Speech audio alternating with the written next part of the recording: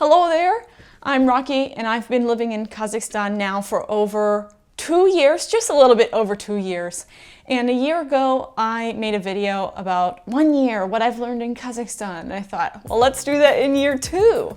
But the thing is, from year 1 to year 2, there's not like some significant epiphanies that I found, but just some things over time that I've kind of realized.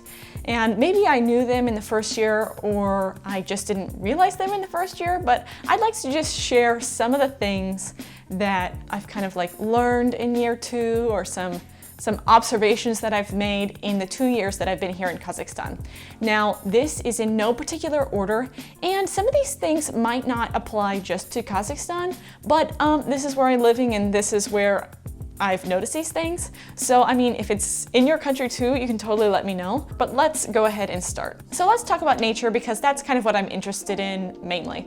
So, I've said before in my first video that Kazakhstan is a very big country and it takes a while to get to places, but there are so many like natural wonders in Kazakhstan, so many natural places to see, and I haven't gotten to see them. And I think one of the reasons is because you kind of need to have some things in order to travel around Kazakhstan and see the nature. If you're a foreigner and you want to see some nature, you either have to pay a lot of money for an English guide, know Russian or Kazakh to be able to organize these things yourself, or have a friend that is Kazakh or from Kazakhstan that can take you to these places, because a lot of the natural wonders, I guess, in Kazakhstan aren't tourist friendly for people who don't speak the languages that are spoken here. So I haven't got to see a lot of nature because I don't have a lot of friends who also want to go see nature that are local. And so I'd really love to, but I also don't want to pay like $500 a day just to hike a mountain with an English tour guide. Like, that's not really my price range. I will note that if you can find some travel agencies, especially on Instagram, in Russian, if you message them, often they'll Google Translate what you're saying and respond. When I went to the Sharin Canyons, that's how I did it. I found a tour agency in Russian and then I just messaged them and they responded and I was able to set that up.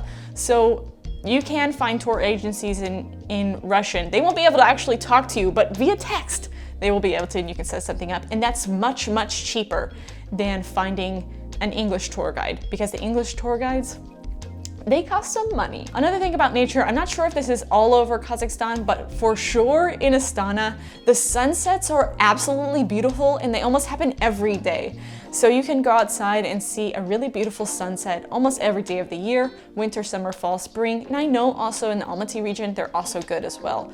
So like, this country is full of good sunsets. Another good thing about the seasons is that summer in Astana or Nur Sultan is great. Like, the weather is wonderful. It's not too hot, it's not very cold, and you can just go outside, walk around without getting too sweaty.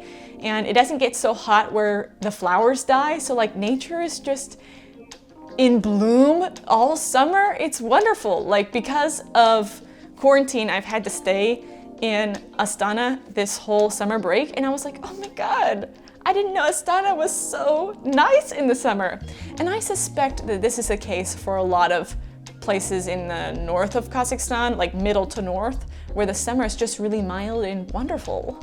I don't know about the south, I heard it gets hot. And the next thing I want to talk about is seasonal fruits and vegetables. So most places where you can buy fruits and vegetables have seasonal items, and sometimes those items will not come back in the incorrect season. For example, summer is when peaches and a lot of berries were coming out, and you can't find those in the dead of winter. Maybe if you go to like a foreign food store where they cater to foreigners, you might be able to find them.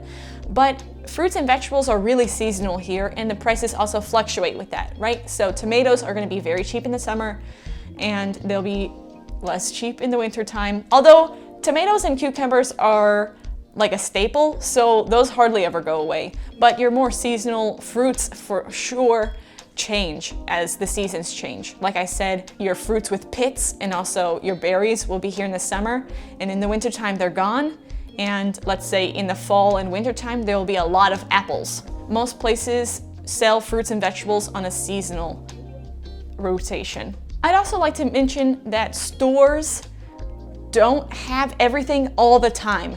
So their shipments, I don't know how shipments work with like grocery stores here, but you won't always find everything there. So for example, let's say you want mushrooms. You're gonna use mushrooms for a recipe. The day you go, they might not be there, but the next day they might be there. And this is something with the ordering system, and this is most common for fruits and vegetables, and some foreign products like peanut butter or some types of non-dairy milk, you know, things that aren't common in Kazakhstan or popular in Kazakhstan, like peanut butter. Those things are not gonna always be there, but they will be there sometime during the week. It just depends on the delivery system. Several times I've made my grocery list before, and then I go to the grocery store and those things just aren't there, so I have to think about something new to make. Now let's kind of talk about people and their habits. So the first thing I want to mention is that karaoke is a thing here. And I'm not a fan of karaoke, but there's different types of karaoke. So the most common type of karaoke here is where everybody in the establishment is in one room and then people just take turns singing. So you're just singing in front of a bunch of strangers. Not my thing, but Kazakhs, you do you, or anybody else who likes that, you do you.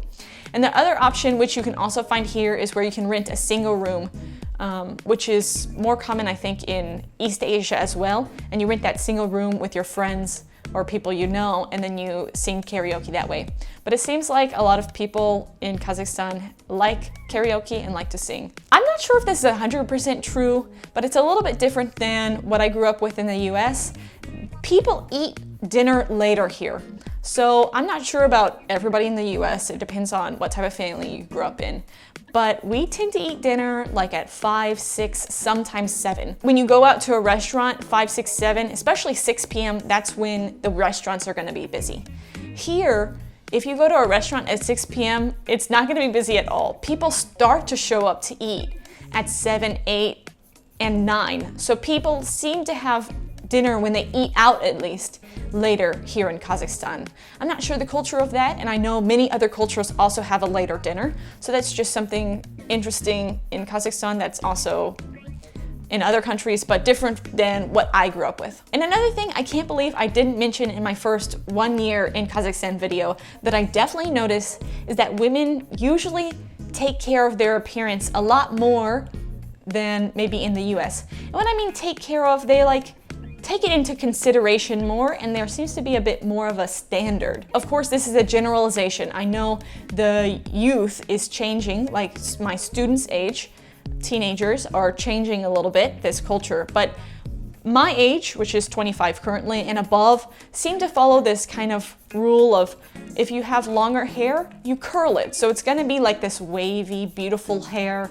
It might be dyed to a brown or a lighter brown color, and it just looks so nice. And also Kazakh women can grow their hair super long. Like long hair is considered beautiful in traditional Kazakh society, and some women have hair that's like unimaginably long to their legs.